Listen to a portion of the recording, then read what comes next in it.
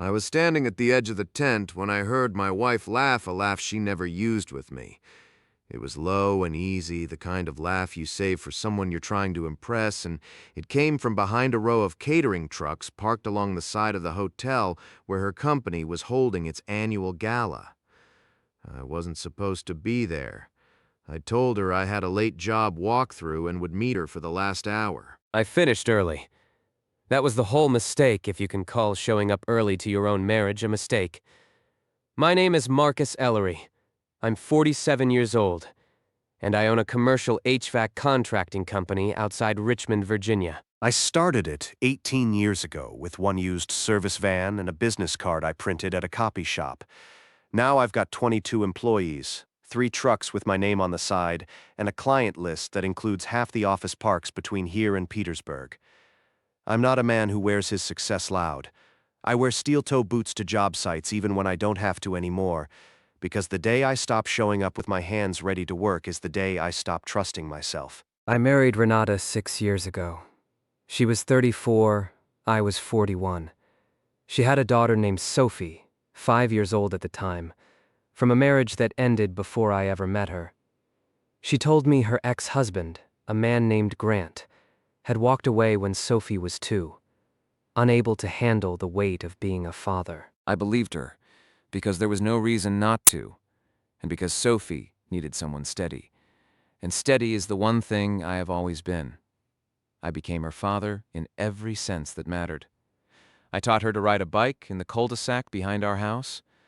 I sat through 9 dance recitals and never once checked my phone. Renata and I agreed we'd tell Sophie the full truth when she turned 18, that I wasn't her biological father, but that I had chosen her, and that the choosing counted for something. That was supposed to be our quiet, honest arrangement. Renata worked as a marketing director for a mid-size pharmaceutical distribution company downtown. Good salary, glass office, the kind of job that came with galas like the one I was standing outside of that November evening. I usually avoided those events. Rooms full of people discussing quarterly projections have never been my natural habitat. But I'd promised to make an appearance. So there I was, walking along the side entrance near the loading dock to avoid the crowd at the main doors, when I heard that laugh. I followed it without meaning to. Behind the catering trucks, in the gap between 2 parked vans, my wife was standing very close to a man I recognized instantly, because his photograph hung in the lobby of her building. Preston Adler. Her company's executive vice president. 52 years old, silver at the temples. The kind of tailored suit that cost more than my first work van. He wasn't touching her. Not exactly, but the distance between them had disappeared in a way that told me everything the eventual conversation would only confirm. She saw me over his shoulder. Her face did something I'd never seen it do before. A kind of controlled collapse, like a building coming down on a specific timer instead of all at once. Preston turned, straightened his cuffs with the calm of a man who believed he had done nothing wrong, and walked back toward the tent without a word. Renata followed me to the car. I didn't ask her to. She said my name twice in the parking lot, and both times I kept walking because I needed the 40 seconds it took to reach the truck to decide which version of myself was going to answer her. I chose the quiet version. I always do. I didn't confront her that night. I told her I had an early morning and I needed sleep, which was a lie, but a clean one. I lay awake instead, running numbers in my head the way I run a job estimate, trying to account for every line item of the last 2 years. The late nights that started as quarterly closeouts. The new perfume. The phone she'd started angling away from me on the kitchen counter. None of it had struck me as suspicious in isolation, because a man who trusts his wife doesn't go looking for patterns in innocent things. But once you see the first true thing, every other thing rearranges itself around it.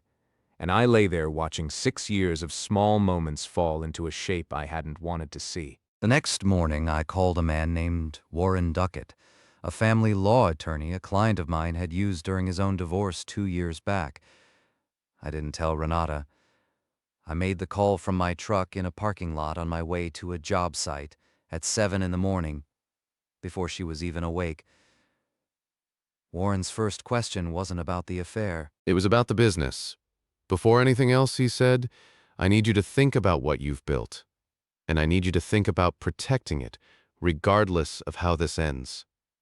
That sentence changed the shape of the next 4 months for me. I stopped thinking of myself as a wounded husband and started thinking of myself as a man managing a risk, the same way I'd think about a structural problem in a building I was contracted to fix. You don't fix a cracked foundation by yelling at it. You document it, you understand its full extent, and then you act. Over the following weeks, I quietly gathered what I could. I'd always handled our household finances, a fact Renata had never questioned because she assumed correctly that I was better with numbers and had no reason to distrust me. That habit worked entirely in my favor now.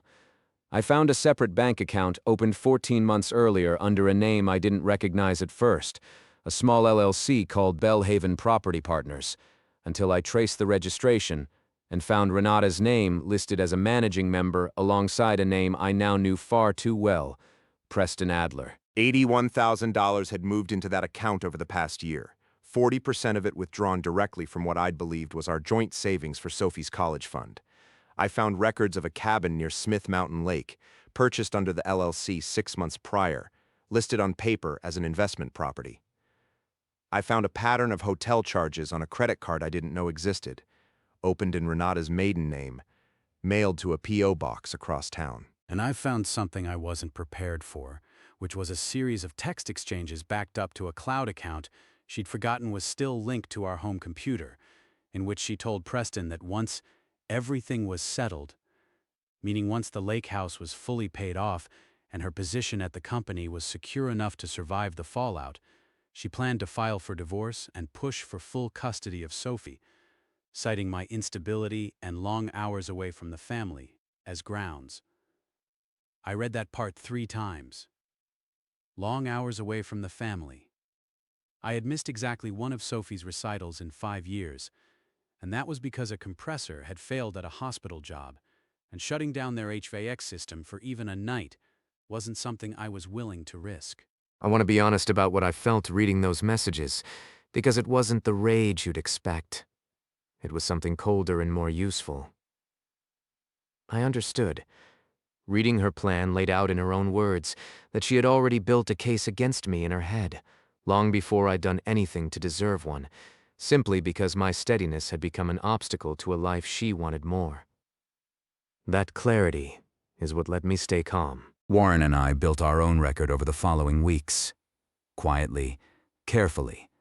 The same way I'd frame a wall before anyone else noticed the building had a new shape.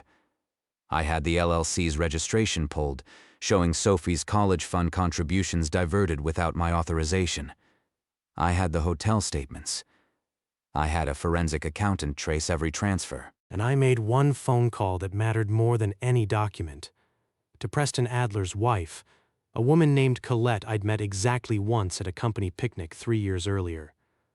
I didn't call to hurt her.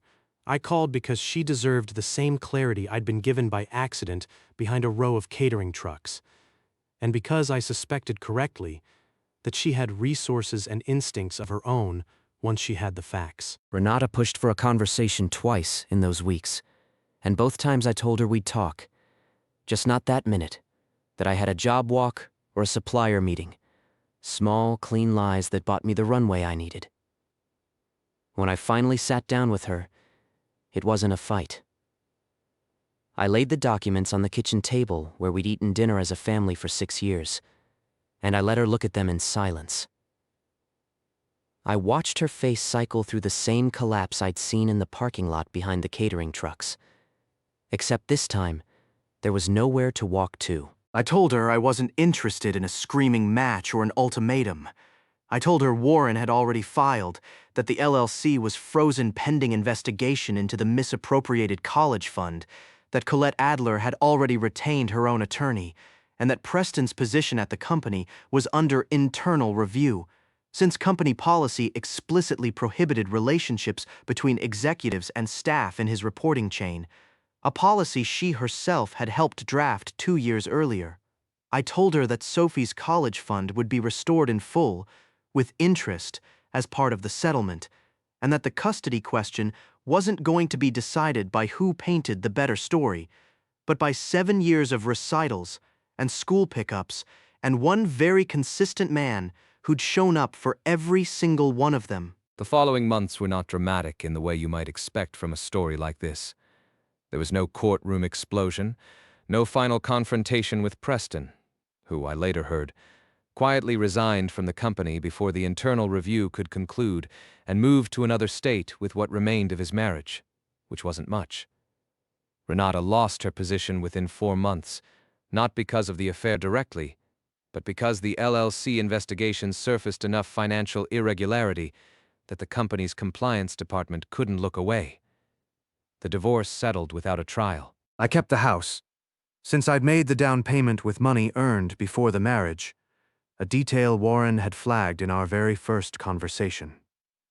And I kept Sophie, not through some legal maneuver, but because when the judge asked her, gently, who she wanted to live with, an 11-year-old girl looked at her mother and then looked at me and said she wanted to stay in her room with her dog, with her dad.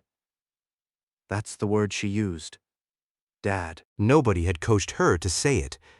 She'd simply been saying it for years already, and it turned out that was the only evidence that mattered in the end. I think about that night behind the catering trucks more than I'd like to admit. If I hadn't finished the job walkthrough early, if I hadn't cut through the loading dock instead of the front entrance, if I hadn't made that phone call to Warren Duckett at 7 in the morning before I'd even had coffee. There were 100 small doors I could have walked through differently, and most of them would have led somewhere worse. I don't build my life around blueprints and grand plans.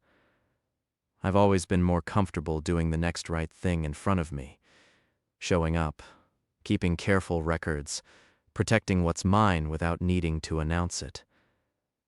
Some men repair the damage loudly. I've always preferred the quiet version, laying one solid beam at a time until the structure holds again.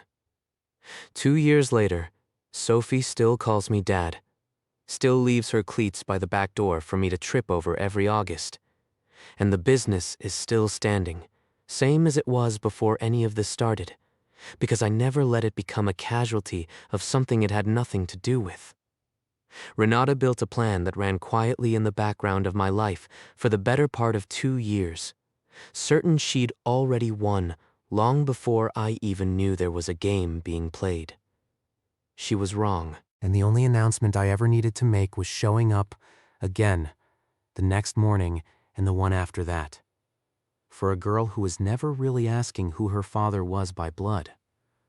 She already knew who he was by everything else.